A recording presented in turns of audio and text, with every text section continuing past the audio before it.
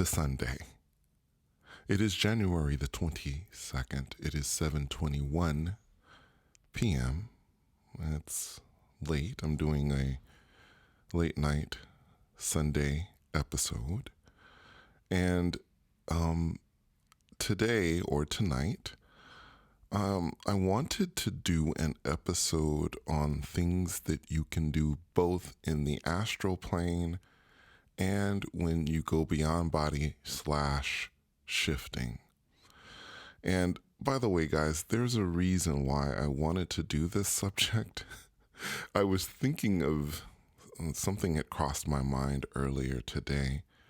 I was reading one of the subreddits. I don't even want to say which subreddit it was, but something that someone posted really, really bothered me. And I thought about addressing it directly, but I didn't want to because I don't think this is the place to do that.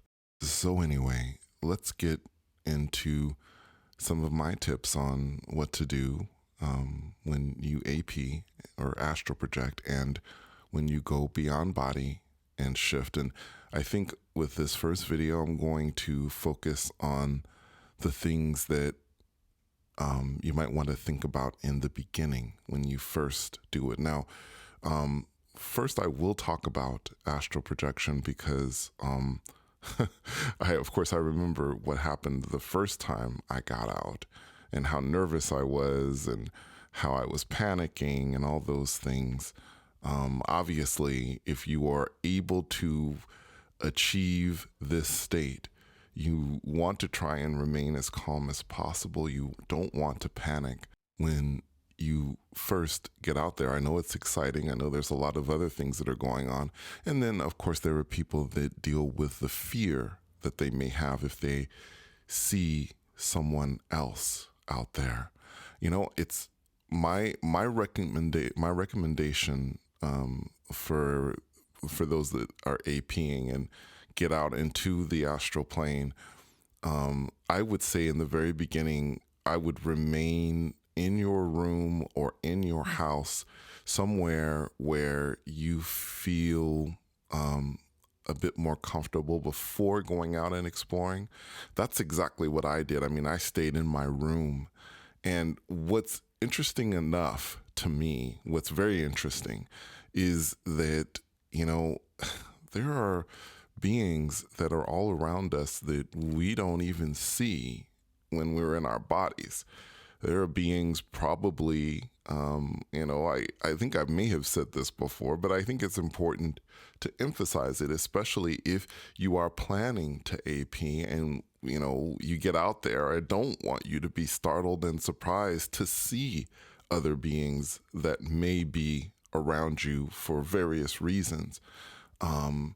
So it's important to understand that, even though there are times where you may feel alone, you are never alone. There are always beings somewhere in your vicinity. And I want to take a moment to talk, and I'm going to talk about this also with shifting, in the way that if you were to encounter these beings, how you should treat them, because first of all, this is one of my thoughts. I mean, I know that there are people that are afraid, but if you really think about it, if a being doesn't give you a reason for you to fear them, why would you be afraid of them? Would it be because of the way they looked? Does that make sense to you?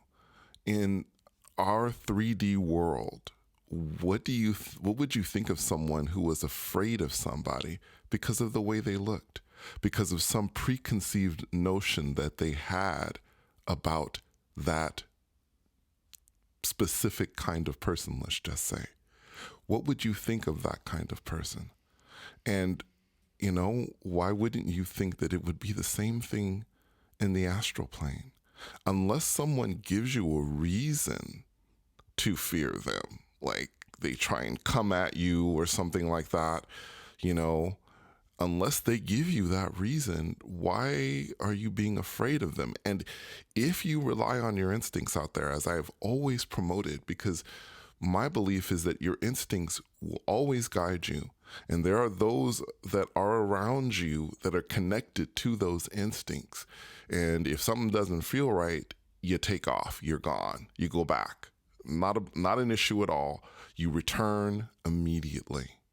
If everything feels okay and you are out there, then I think that you should experiment. You should, float around, maybe try and go through a couple of different walls. I always loved, I think my favorite thing to do when I astral project is floating. And I think in the very beginning when I was a kid, I used to just love to jump up and down, which is something that I love to do even today as an adult, is to jump up in the air and just see how high I can go. Just get used to your astral legs, and get used to being able to see, because there are people that have difficulty seeing as well. Now let's talk about beyond body / shifting. And for those of you who have been listening to my videos on beyond body, you'll know, especially the ones in the beginning, man, let me tell you, the first time it happened to me, there may be several people who were listening to me that didn't listen to that video, that first shift that I did. It was completely by accident.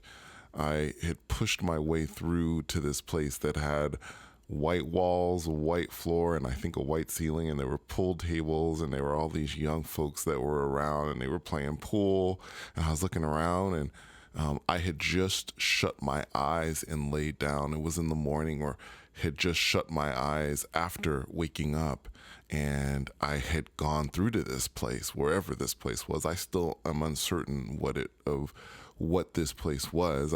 I think of it almost like a rec room, and I remember seeing these people and being completely confused, and so I was so panicked, guys. Oh my gosh, I was looking around, I was like, what's going on? I was just in my bed, and and suddenly I'm here, and what is this place? And I'm freaking out. My suggestion is, because I know that there are people in the shifting community and they have their DR, or their desired reality, in mind to go to. And, I also understand that there might be a time when you have that, or perhaps the first time you do it, you don't end up going to that place. You may end up going to a place like I did. Now, in my experience, I have gone to places mostly that have been random. That's the vast majority of places. Again, if you listen to my videos, you'll know that I just allowed, I guess, those around me, my guides or whomever, to guide me to these places. It's just very recently that I started really focusing and saying, okay, I'm going to go here. I want to go here. I want to go there. I want to explore. But I got to tell you, I'm very happy that the vast majority of what I've done has been to go to random places, actually. I'm not bothered by that at all. This is something that I have talked about before, that I have no issues with going to random places, because I am, at heart, I am an explorer, and I love to discover new things. And I think if you go to a place where you can script things and whatever, to me, that's taking all the fun out of it. That takes all the fun out of discovering beings that I don't know, that I've never met, beings that are, perhaps there are beings that I've met and connected with, beings that are beyond my imagination. To me, that is amazing. I absolutely love that. But my suggestion for those of you who are shifting is that when you are able to first achieve it, first and foremost, I wouldn't panic like I did. Of course, I don't believe that most of you will. I have this sense because, many have gone on the subreddit and other places and have read about shifting and have something in mind. With myself, I'd never read about it. This was, back in, after my accident, after 2015, I started kind of seeing stuff, and then over the years it developed, but I have to tell you, I wasn't expecting what happened, and that was probably why I panicked. But also, I want to put out there, I really want to put this out there. You may not see what you're expecting to see, and this is a very important thing. I see people having all these expectations about what exactly they're going to see when they go to their DR.